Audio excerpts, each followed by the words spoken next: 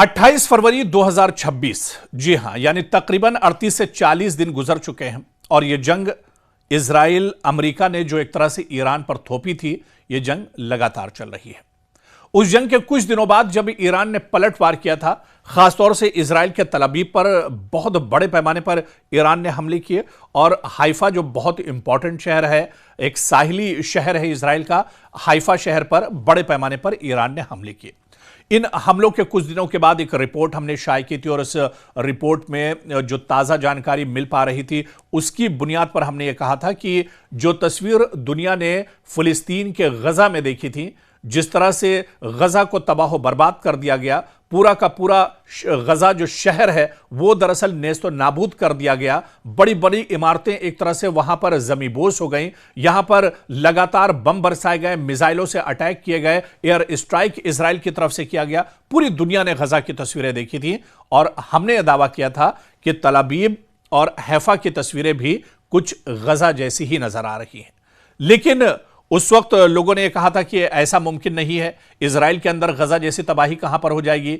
Israel तो बहुत एक तरह से डेवलप मुल्क है, लेटेस्ट टेक्नोलॉजी इसके पास है, यहां पर लोग दरअसल टनल के अंदर चले जाते हैं जब ईरान की तरफ से हमला होता है, या ईरान इतनी आसानी से हमला नहीं कर पाता है। तेहरान से जब कोई मिसाइल फेंका जाता है उसे दरअसल रास्ते में कई जगह इंटरसेप्ट किया जाता है, और अगर इंटरसेप्ट नहीं होता है और ईरान का कोई मिसाइल तल अवीव तक पहुंच जाता है तो यहां पर 3 लेयर की बहुत मजबूत डिफेंस सिस्टम लगा हुआ है और आयरन डोम यहां पर दरअसल इस तरह की तबाही नहीं होने देगा।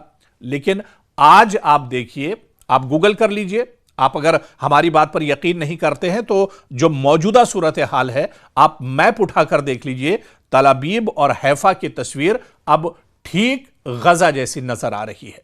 अब उसी तरह से तबाही एक तरह से हैफा शहर और इसके अलावा तल अवीव में हो रही है। तल अवीव के बारे में आप क्या जानते हैं, इसके बारे में डिटेल में हमने आपको जानकारी दी है।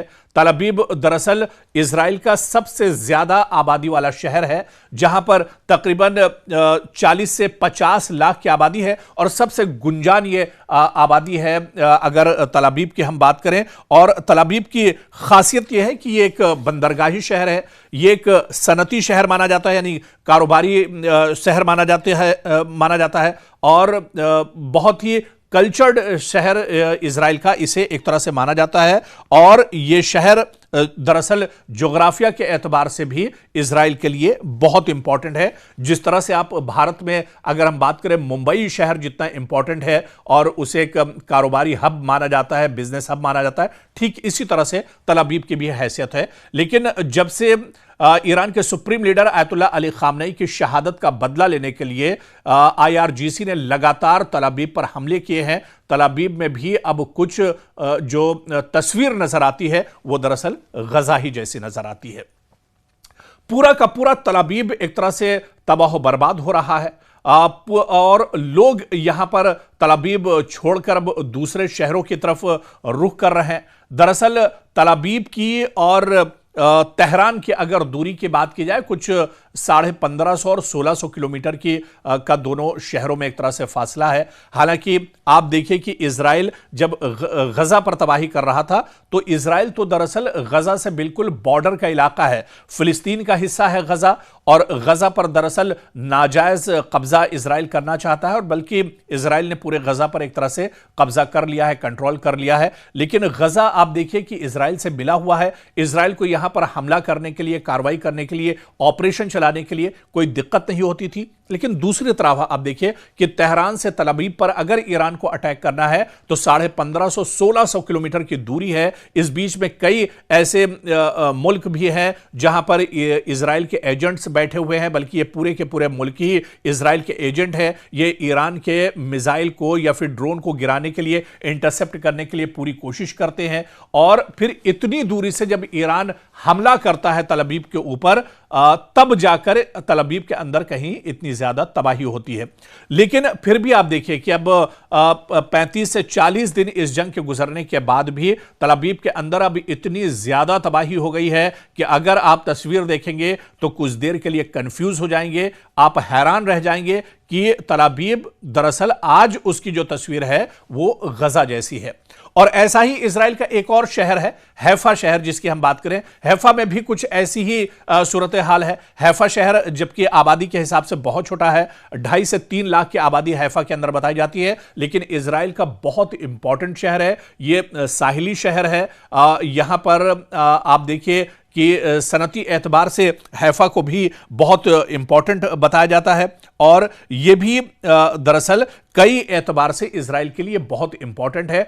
ऑयल रिफाइनरी जो सबसे बड़ी इजराइल की है, जिस पर पिछले दिनों ईरान ने हमला भी किया था, वो ऑयल रिफाइनरी भी यहीं पर मौजूद है। हैफा में भी लगातार दरअसल अटैक ईरान की तरफ से किए गए, और यहां पर भी आप देखिए तो इमारतों का मलबा चारों तरफ बिखरा हुआ नजर आएगा। लोग यहां पर परेशान नजर आएंगे। हर वक्त यहां पर खतरे के जो सायरन है, अलार्म जो है, वो बजते हुए आपको नजर आएंगे। तो जो बात हमने जंग के शुरू में कही थी कि कुछ तस्वीरें इन 2 बड़े शहरों से आ रही हैं जो एक तरह से गजा की याद दिला रही हैं, तो अब गजा की याद ही नहीं बल्कि गजा की जो सूरत हाल है, वही सूरत हाल अब इजराइल के इन 2 शहरों की है, यानी तल अबीब और हैफा जो है, उनकी जो तस्वीर है। यहां पर जिस तरह से मलबा चारों तरफ बिखरा हुआ है, और जो आसमान छूती हुई जो इमारतें हैं वो एक तरह से जमींबोस हो गई हैं, और बहुत बड़े पैमाने पर ईरान ने यहां पर नुकसान किया है। दरअसल अगर ईरान के नुकसान के सामने बात की जाए तो इजराइल का नुकसान बहुत ज्यादा नहीं हुआ है, क्योंकि ईरान के अंदर तो बहुत बड़े पैमाने पर इजराइल और अमेरिका ने अटैक किए हैं, और ईरान दरअसल बहुत ज्यादा ईरान के अंदर माली और जानी दोनों तरह का नुकसान हुआ है। लेकिन जितनी दूरी से ईरान अटैक कर रहा है, जितना कमजोर होने के बाद एक मजबूत मुल्क को या सुपर पावर के सामने जितनी मजबूती से ईरान खड़ा है, पिछले 40 दिनों से जिस तरह से वो डटकर जंग लड़ रहा है, ऐसे में यह कहना होगा कि यह दरअसल सुपर पावर की शिकस्त है, इजराइल की यह हार है। अमेरिका की दरअसल बौखलाहट इसी वजह से डोनाल्ड ट्रंप की निकलकर सामने आ रही है, क्योंकि जो सूरत हाल है वो दरअसल ईरान ने बिगाड़ कर रख दी है, और ईरान पूरी मजबूती के साथ इस जंग में खड़ा है। और इसी वजह से आप देखिए कि इजराइल ने भी नहीं सोचा था कि इतने बड़े पैमाने पर इजराइल के अंदर एक तरह से तबाही होगी।